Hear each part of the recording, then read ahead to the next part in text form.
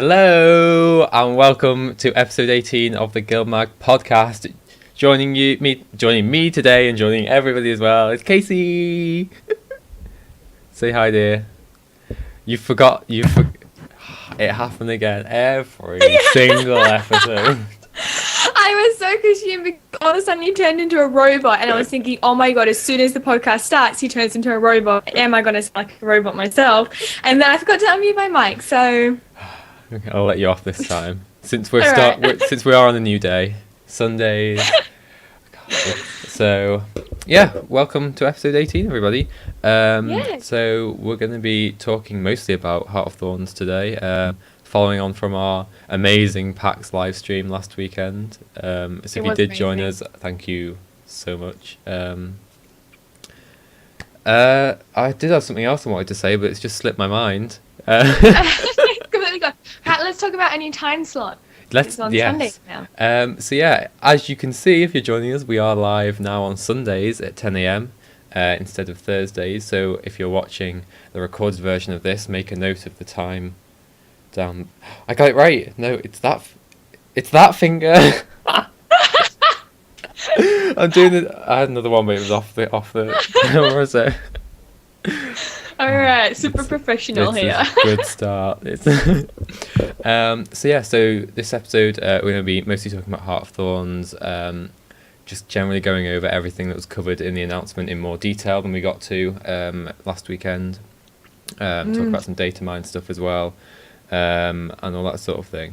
So yeah, you're giving me the hands. I've scoured the internet for rumours that I have picked up. Some of them were picked up from the after party after the announcement. So I am pretty proud of myself. I did some really undercover secret reporting skills. Did you see that sassy finger? That was like, that's the most sassy you're gonna get out of me. I guess we're just going to kick off the episode then. So first of all, Casey wants to remind you of Dulfie's summary points. So I thought we'll go down the list and quickly talk about the points. I thought that would be a good idea. It's a long list. Okay, so we'll go down quickly. The list there. Okay, so features of the expansion then. Just generally, we've talked about this before, like no new tiers of gear, no increase in level cap. Real sort of character progression, the mastery system, which I don't think we plan to talk about that, so we could talk about that now a little bit. Have we got anything extra we wanted to say on the mastery system? Yes, actually, I'll be talking about it later in the show, so it'll be fine. Oh, okay. One thing you missed was the ultimate group challenge. The challenge is way beyond anything.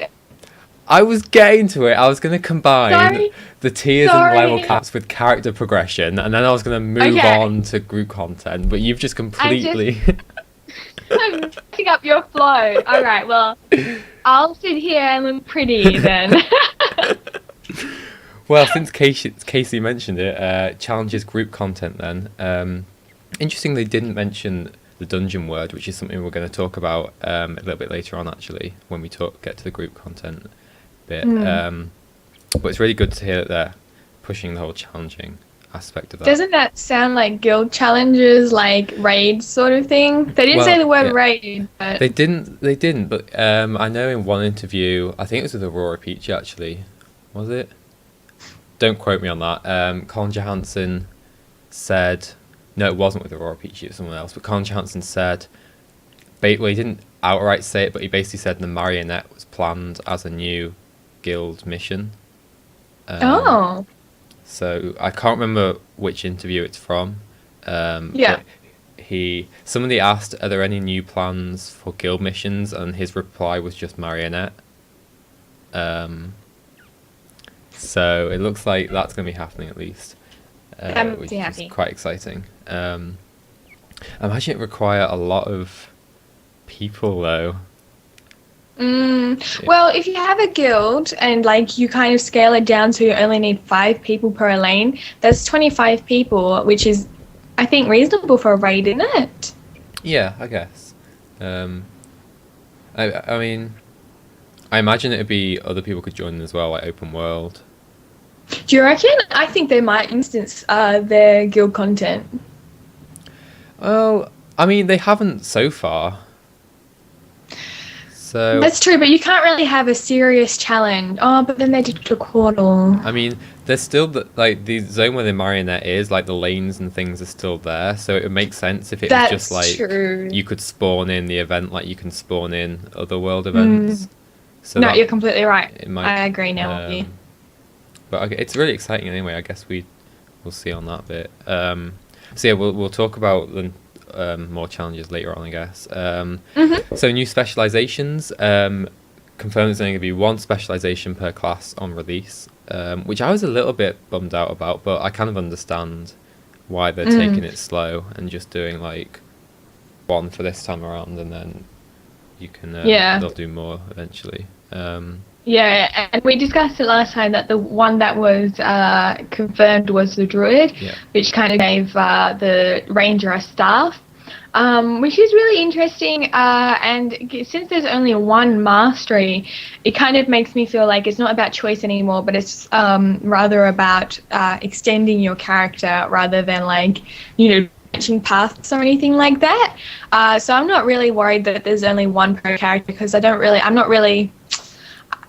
think branching paths is really a great idea. I kind of like more extending your character. Yeah, I mean, we could dip into this now and then come back to the other summary points, the specialization bit, just because we're talking about it. I was talking last night during GuildMag's Guild activities with one of our writers, and he was like, he feels like this specialization system is kind of ArenaNet trying to impose a sort of new trinity for more roles, and his view is that he's very much a traditional MMO player, and that he likes being having a tank, a healer, DPS roles. So he enjoys Guild Wars 2, but he doesn't play it as much as he would, because we were doing the Vinewrath event, and he just brought up the point, because there were 7 or 8 of us doing the Guild Vinewrath event, and he brought up the point that it was like, well, what am I doing that's different from like, what's he doing that's different from me right now? Everyone's just there, DPSing. He was like, he sees the specializations as a chance for ArenaNet to impose a trinity, kind of. And I was like, I saw where he's coming from. And in one regard, I'm a bit like him, because I know I go to different MMOs when I want a more defined role as a break from Guild Wars. So I don't personally think that's what they're going to do, because I think they're too invested in the no Trinity kind of everyone can do everything sort of thing. But I think it's a really interesting point. I think they maybe could have more defined roles. It wouldn't be a bad thing. I definitely think trying to break down the Zerka meta, which is what they continue to do, and if they use this to kind of chip away at it again and make it valuable to have somebody who's not a Zerka in your party for group content, I'd be all for, because he said he wished there were healers in Guild Wars 2, and I was like, well, if you wanted to be a healer, you could run full cleric gear and hop on a guardian or an Ellie, and it's doable. And he was like, yeah, but who would want you? And it's true. Like, if you're in a party of doing a dungeon, would you rather have another berserker, or would you rather have someone in all cleric gear? I kind of disagree with you on that, because a big thing that they were saying at the start of the manifesto, and they said that they were going back to the manifesto, was, they don't want a situation where you're like, we want to go run this dungeon, but we're waiting for a month. And since no one plays, we want everyone to be able to do the job. Saying, it would be great to, do this dungeon when we're waiting around for a druid, because druid can buff people like crazy. That completely undermines the game. And we've said this before on the show, Guild Wars is not like other MMOs. They're not, if they go to this Trinity system, they're taking away the only difference they have from other MMOs, because then other MMOs, the Trinity 10 times better. I'm just going to a couple comments that have come around, because we've got really good comments in the chat. Screenager, I think it is. Screenager. I think that's how you say it. He says he doesn't agree with this. I'm just paraphrasing because it's quite a lot. I agree that this is a push towards re-establishing the Trinity. They might get new skills, but they'd have to fundamentally change the classes to do that. And how would a Trinity-based specialization work alongside the base classes that aren't designed to be part of a Trinity? Trinity. And Priest Telly follows it up with, I thought specializations were more like giving class the possibility to fulfill certain roles they can't now. Yeah. I mean, I think it widely depends on the kind of group content we're getting in the new expansion. We've discussed this before in other episodes where you don't necessarily have to have a tank healer DPS Trinity. You could have like a damage support control Trinity, which is something that's been kind of pushed before, which I think if they were going to go down any sort of Trinity route, that's the one they'd most likely go down, rather than forcing like healer tank DPS, because there is no tanking in Guild Wars. That's never going to be realistically. You're never going to have skills that pull aggro and that kind of thing. Just quickly, Villa says, I don't think Guild War needs Trinity. I think they need some better designed dungeons, mostly on the side of enemy AI. And I totally agree. The parties are fun, and you can do the berserker thing. You can have your own thing, and have fun content if it's designed properly. And I think a large part of it is just him being disillusioned with Zerka dungeons. The whole stacking here, kill the boss quite quickly sort of thing. I think having new AI, new challenging things. I mean, we've seen in the last Living World episodes how much better their boss fights and just generally their fights and encounters are getting. So I think it's a good sign. I like the fact that we can do the Vine Rust, and not everyone who's there who's doing the Vine Rust is a berserker. Some of them are doing, like, for example, I was a berserker warrior, and I don't have any condition removal because I'm not support.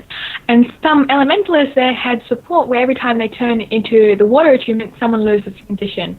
And that saved me so many times because of all the conditions there. And that's useful. Having all the people there, with different builds is super useful there, but in the dungeon meta, it is a lot different. Yeah. I completely agree. So, should we move on, because we've got a lot of time on this one thing? We've spent a lot of time on specializations, haven't we? So other things then, obviously Heart of Magoo in a new area, consists of 3 distinct biomes: the core, middle bit, root, and then the canopy, where all the packed fleet are scattered. I'm really looking forward to the canopy bit. Just getting and the gliding. Yes, it's gonna be. That's my freak out face when I'm trying to contain the fangirl. I wonder how long it's going to take you to be able to unlock the gliding mastery. Surely it must take quite a while. It must take a while. I'm going to be the first person to unlock it. You've heard it here first. Yeah. I had the idea on a stream. I'm pretty sure it was on my stream. I don't think I mentioned it last time we talked about it, but it'd be really cool to see gem store items, which is your glider customization, like a more glider or a lion guard glider. Like, that's the sort of gem store stuff I want to see, not like boosters and things like that. So that opens up a really good opportunities. Do you see any good comments? Everyone's still mostly talking about the Zerka meta thing. We can take a while for the catch up. So obviously, the mastery system, new abilities. We also get, of course, a new profession, the Revenant. Should we talk about? Yes, let's do a quick talk about, because I know you're excited about Ridlock and his new profession. So I've already decided that the day Heart of Thorns comes. If someone makes a gift from that. No, don't stop. There's already one of me out there. Your mark is forever put on the internet, Rowan. So I've already decided the day the expansion comes out, I'm crafting a Revenant to 80 straight away. I'm going to cheat my way there and then play in the tomes of knowledge. Just get all the way there. Saving them up as well and clicking on them. But go on. I have to say, I'm really happy about the way that they're incorporating this new this new profession through the story through Whitlock, and that it makes sense that he would go through the mists and then discover all these old spirits and then have the ability of them. I think that is just wonderful. Yeah, it's a really nice. I really like the profession concept as a whole. We talked about this on the analysis stream. It's a really nice way to bring in Guild Wars 1 lore into Guild Wars 2. So I think I remember this. I don't know how I remember this from some interview somewhere. That the Revenant can channel can have like 3 different things to channel at one time. That sounds like the 3 slot skills. Yeah, and it's confirmed that the Revenant, when the Revenant's channeling somebody, it will only change its utility side, not its weapon side. Which I think we speculated it'd be the weapon side, didn't we? But it's actually I thought it would be like conjured weapons. Yeah. So that it's interesting that it changes the utility side. I guess you just can. When you channel, does it replace all your utility skills, or can you just pick from different ones? That would be my question. Yeah. But so it sounds like you get an F1, 2, and 3 to choose different people to channel, and then the point they brought up on Reddit, on Reddit about GuildMag's article on the Revenant, which I'd link to you, but I haven't got GuildMag open. Well, I'll try it now. While I'm typing the multitask, is how are we going to acquire these legends that you channel? Is it just going to be a commune with this place of power, press F, or is it going to be like a really epic sort of? And I really hope it's like an epic quest to.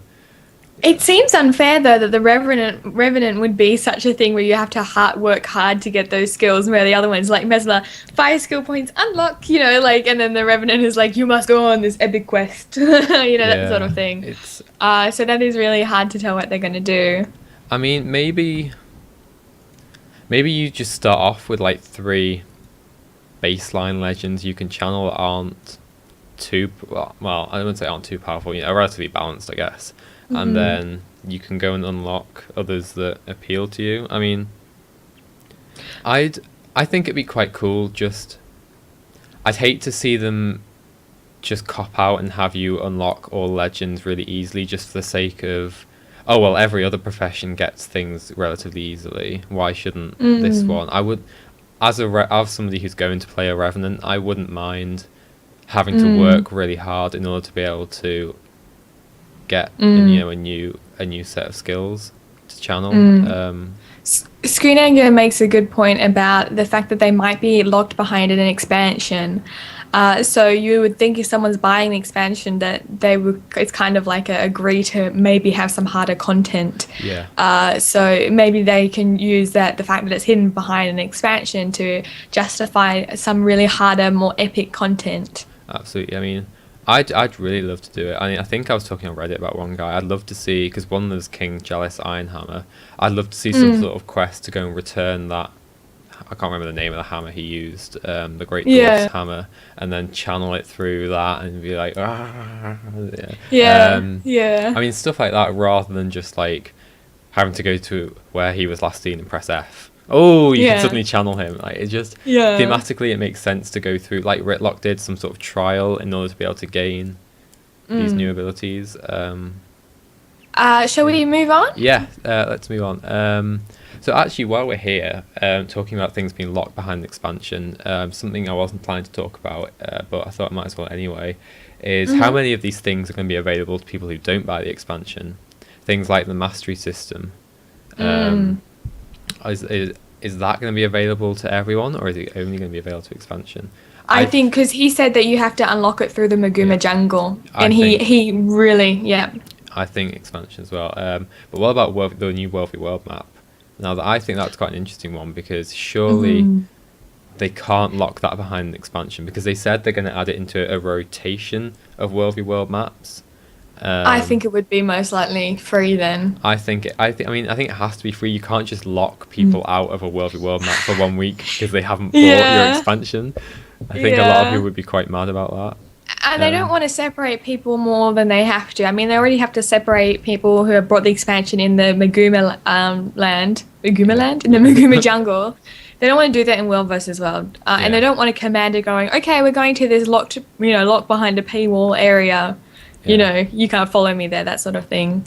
So Priest Tully in chat says gliding is only available in the new maps, which is one of the masteries, but other masteries, but certain other masteries are available in the old maps. Would other masteries be available? Has that been confirmed anywhere, or is that just... He says, yeah, they confirmed it in a few interviews. Okay. Just because it's in the older map doesn't mean it's not locked behind a paywall. You know, you if you've got the the expansion, you probably gain the ability to get masteries. Whereas with someone who doesn't have the expansion, goes up to it and they haven't unlocked the ability to get masteries and just does nothing for them. Yeah. Oh, go on. A big thing that I see a lot of people mentioning, and when we were talking about gliding, is about it being on maps. I highly, highly, highly doubt that gliding will be on all maps. I think glidings will be very much on rails. It's not going to be... I think it will have a certain degree of freedom, but I don't think it will be like the Aeon Wings, and certainly not in the older maps, because they didn't design those maps in mind with the gliding. It's just, I think, although people think it'd be cool, I think it'll wear off really thin, the old maps, because there's just the verticality. I think a lot of them just isn't there because they're just not designed to be viewed from above. So I think I'm not bothered about it not being in the old maps. I completely understand why. And even even in Aeon, there were a lot of places you couldn't fly in. It was very much you can fly here, but you can't fly here sort of thing. Which really bummed me out about that game. I was super excited to be able to fly everywhere, and then I was just like, oh. But that's Aeon. This is Guild Wars 2. Lemon Law says gliding world versus world flying golems. It sounds awesome. Should we go to the last thing, which is, I don't know if you want to talk about SPVP. I don't know very much about it. Well, we could do. I mean, we talked a bit about it in the analysis patch, and I've talked about it a bit since. So again, Stronghold, I think this one will be available to people who don't buy the expansion as well, because it taps into the whole GVG thing as well, and guild halls. That's a big thing that we should talk about, is the fact that it's actually GVG now. You know, like it's orientated for guilds, and hopefully they'll implement a sort of structure to facilitate guilds fighting, not just like groups of people, that sort of thing. Well, they did say there's going to be a specific guild leaderboard.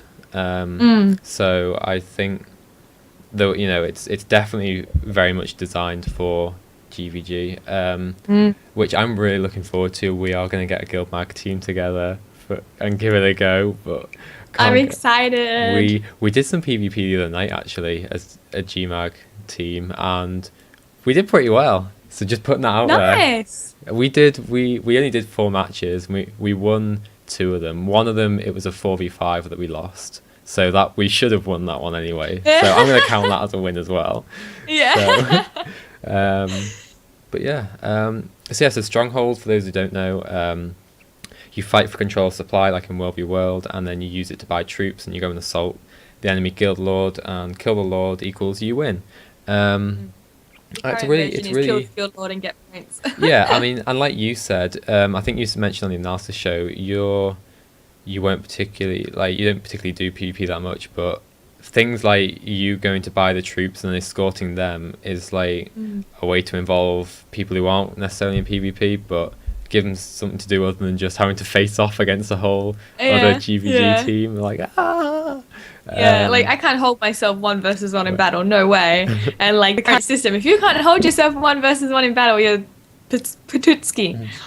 And the final thing was guild halls, which is a big thing. People have already talked about it in chat. Someone was mentioning, I hope I get my own special room in the guild hall. And they said that they're hoping that there will be guild hall events that only spawn in an instanced area. See, own room in the guild hall. I don't think that will happen.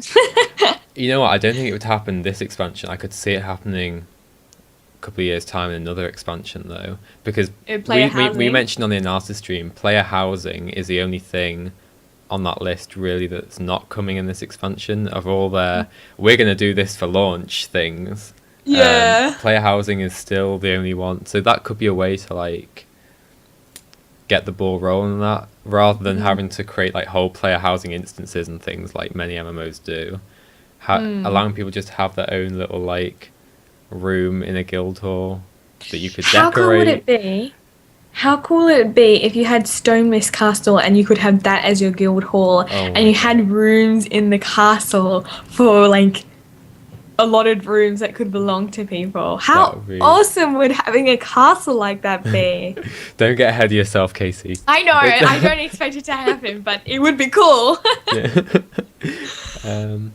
So that's kind of the general overview of everything that was announced for Heart of Thorns. Yeah, thank you for the notes, Alfie. We didn't make those notes. No, we didn't. So should we move on to some analysis-y bits then? Actually, we already talked about the specializations only being 1 year, so let's go on to the next thing. Okay, so a big thing people have been talking about in the trailer for Heart of Thorns that was shown is, are we seeing the Masot in it?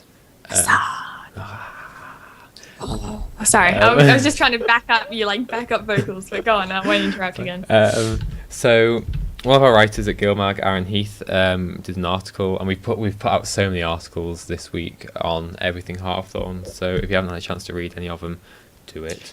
Yes, they're good. They're good articles, and I have to say, when we were doing the stream and we were on Skype together, the panic in Sandra and Valiant's face when they were realizing how many articles they did, and they were trying to get people to write them, like, who can do this article, who can do this, and I'm sitting here like, la la la la, I didn't have to write, so I'm really happy.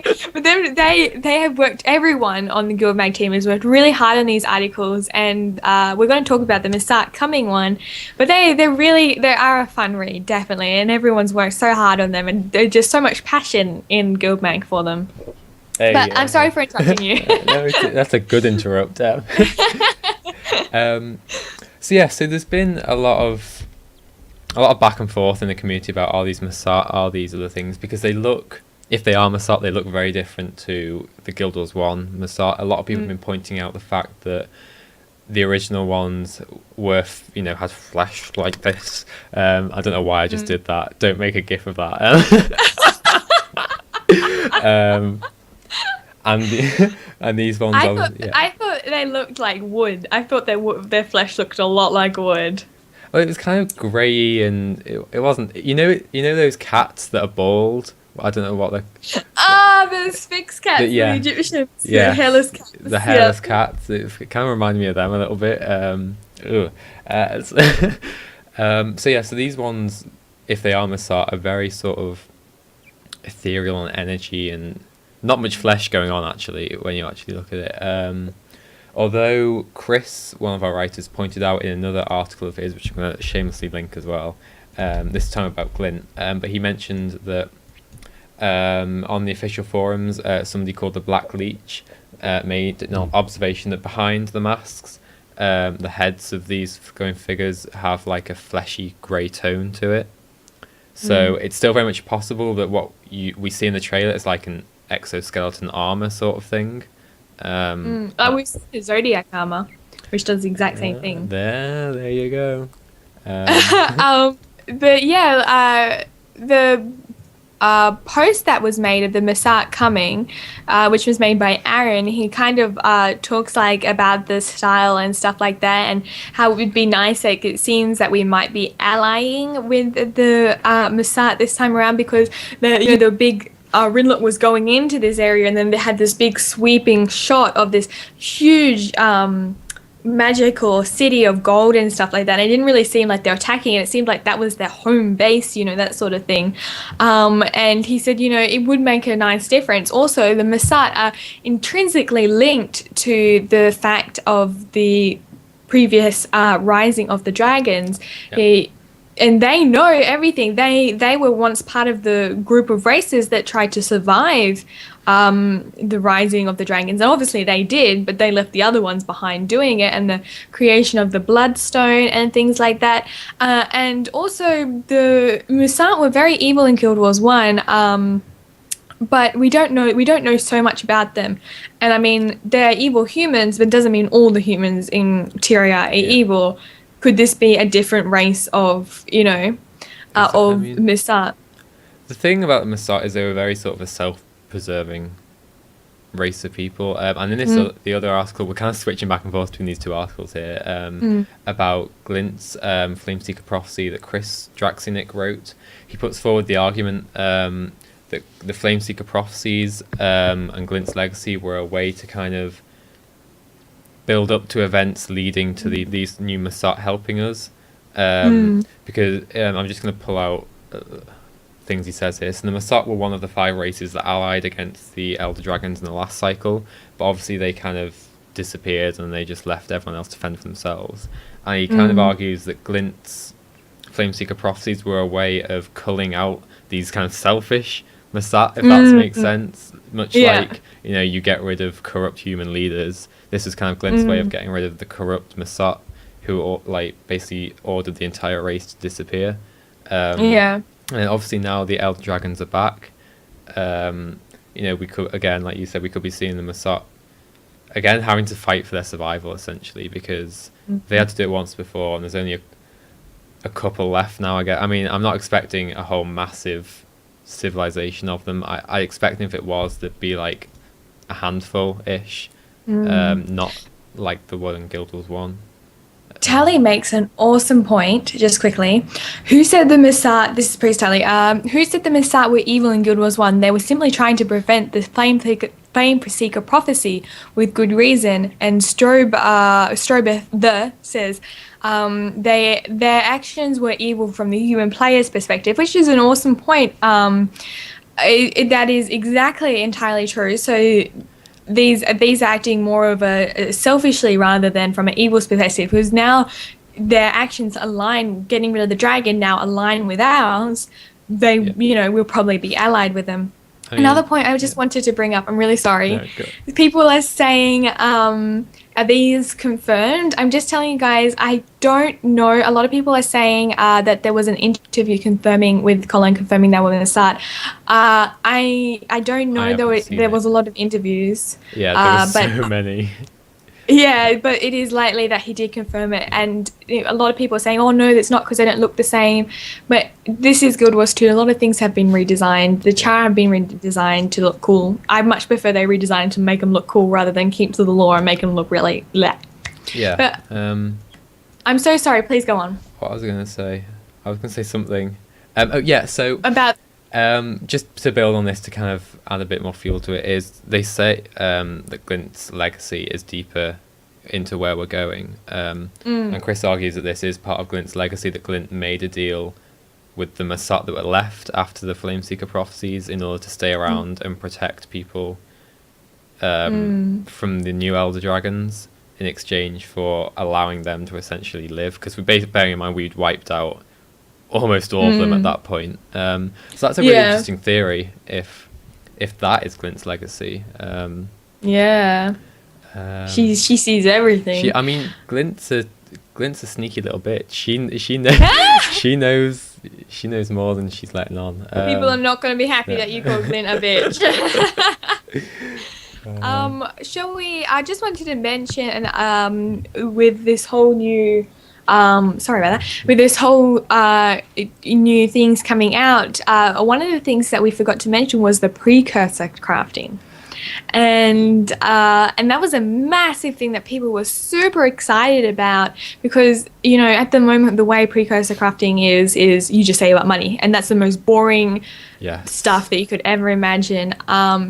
So one of the economists from, I think it was from the forum, confirmed that the Zunline Electrium ingot would be used in precursor crafting as the primary means of sinking gold into the precursor creation. After finishing the collection, it's refined from gold, platinum, mithrilium, and silver. Mithrilium? I think it's just mithril. No, and silver. Mithrilium's the ascended. Oh, lump yes, of you're mithrilium. Right. Yeah, you're right. I know that because I'm unfortunately doing ascended armor at the moment, which is eating so much of my gold. Yeah, I can imagine. But yeah. I think that's awesome that they're finally getting precursor crafting. And why would you introduce precursor crafting without new legendaries? Yeah. We already know that they had a legendary way back. It was a Norn one, and it was a kind of the spirits of the wild. It had a raven on top of it, and the raven flew off when I you remember equipped the that. staff. I remember Something that. like that. And so they've obviously got some in the lines waiting, and obviously I believe that they're going to release new precursors with this whole precursor crafting thing. Yeah, absolutely. Uh, did I'm. you? I was just gonna say I'm really looking forward to it. I've made the terrible decision of going for a second legendary now that the Oh, precursors are yeah. coming out. So the second I finish my ascended armor, I have to go on to my next legendary. Which Um, is?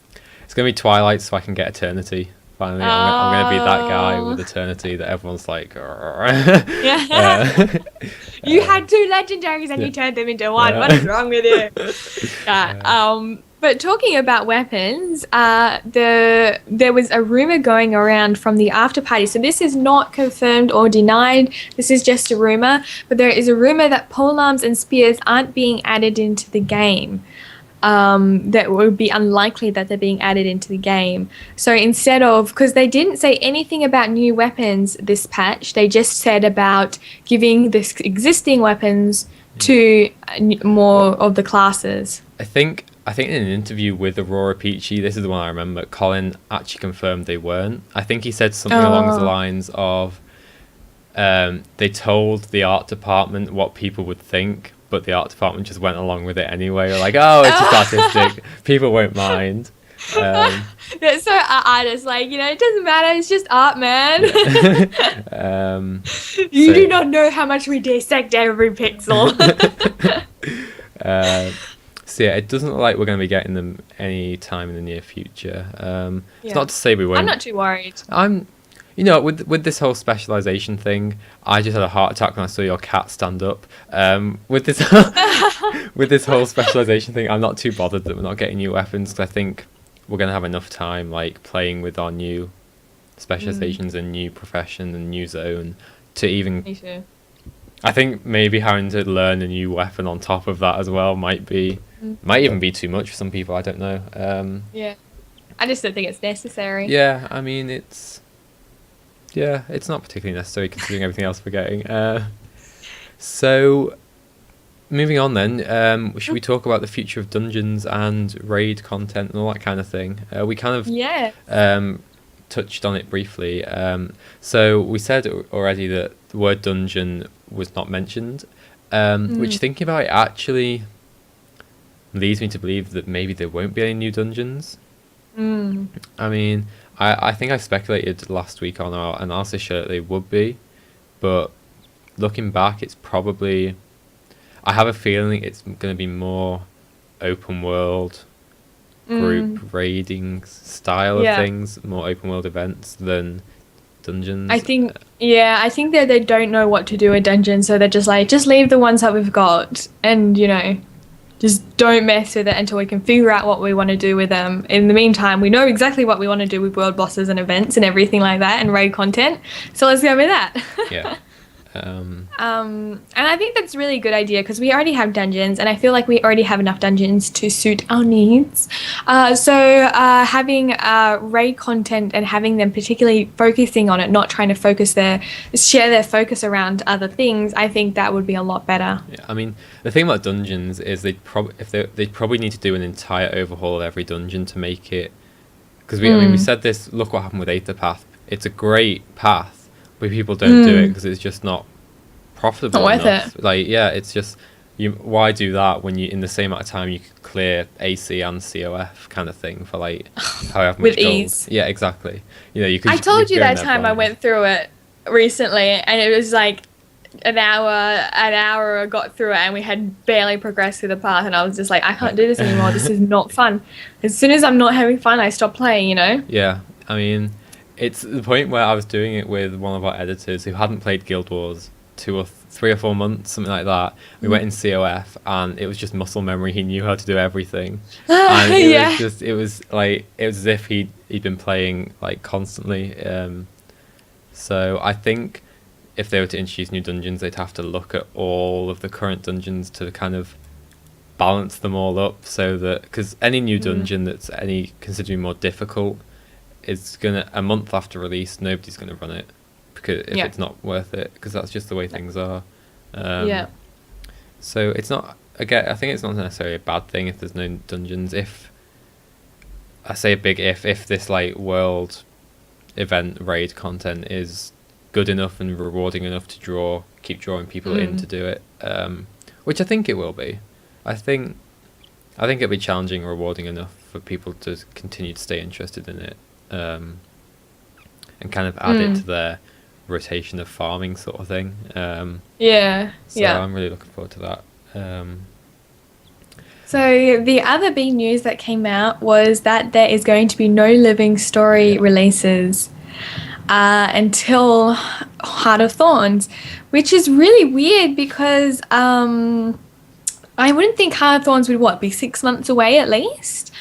And that's a long time for no living story updates. I understand why they did it. They don't want to expend a lot of energy, and they've reached the point where they don't want to add any more into the story, but we're so used to getting update and content.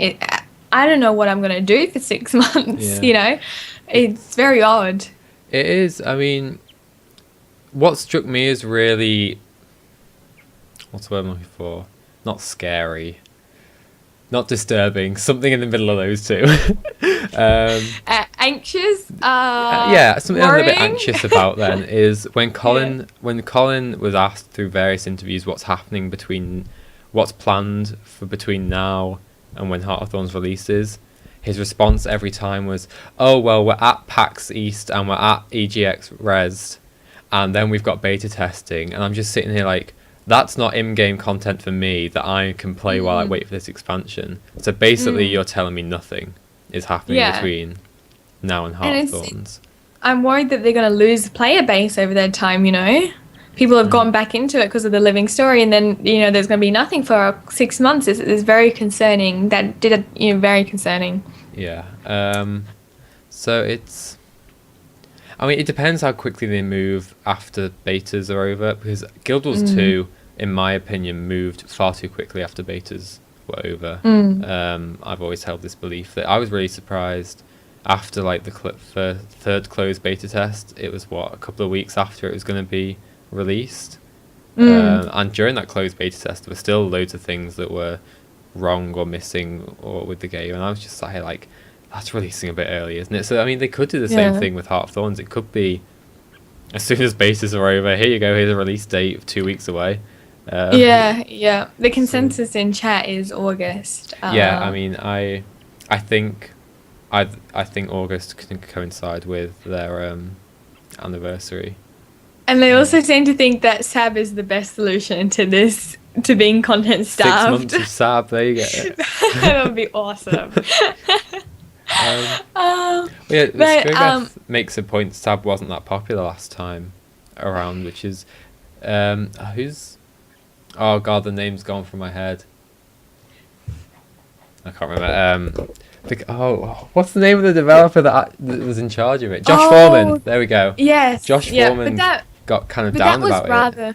But that wasn't because the content was good. It wasn't good. That was because the difficulty curve combined with how long they were. Like, I remember spending 2.5 hours on one level, and I couldn't leave the game or disconnect in that time because it would just completely lose my save status. And I'm like, this is Australia. I disconnect every hour, and that is normal for me.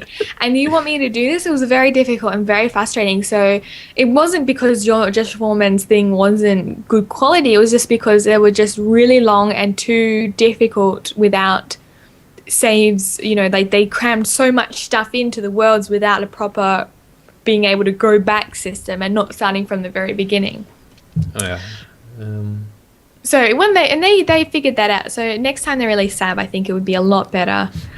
I agree. But there is something that's quite interesting, which is confirmation that LA will be rebuilt by Gale Gray. We knew it was going to be rebuilt, but we were just wondering when. And I wonder if they're going to rebuild it with the expansion or they're going to rebuild it in between. I don't think they want to do it in between because it would take too much time law-wise for a whole city to be rebuilt between it and us going to Maguma. So I think after release of the expansion, they will rebuild it. I think it will be. I think after expansion is going to be season 3 of Living World, because Colin said this is their model now. Living World feeds into expansion, which feeds into Living World. So I called that. Yeah. I so called that. What do you mean we called that? We shared the same opinion. That. I remember you saying, oh yeah, that's a great idea. I think that would be the best thing. So I called it. Maybe I was just being polite. I don't know. You were just being... Well, it's not my fault if your English politeness gets in the way of this whole situation. And another thing that came out was the daily AP goes above 10,000. I kind of phrased that a bit wrong. The AP, normally when you collect AP, if you collect it from the daily achievements, it capped at 10,000. So the maximum points you could get from daily, doing dailies was 10,000, and now it goes above. I don't know how people got that much. My daily AP is like 5,000. So that really... I think it's 2,000 actually, something like that. Mine's stupidly low. I mean, yeah. The new dailies really grind my gears, but we're not here to talk about that. So yeah, that is just a little thing that with this new update that happened. Going on to our data mine stuff, seems like it's really cool. Our gem store is kind of feeding into with the Chinese market, because there is kind of like these things that came out that might seem that they were created for Chinese New Year, which was a red Chinese lantern, which I think acts a lot like a kite sort of thing, a ram backpack, like the Quaggan backpacks, and a ram mini, and that kind of coincides with the fact that year 2015 is the year of the ram or the sheep. You've linked the wrong thing in these show notes. Have I? You have. You've linked the AP image twice. Oh no!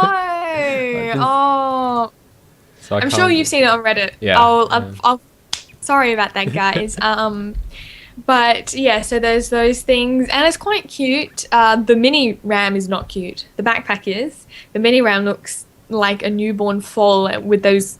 I can't remember what the mini ram looks like actually.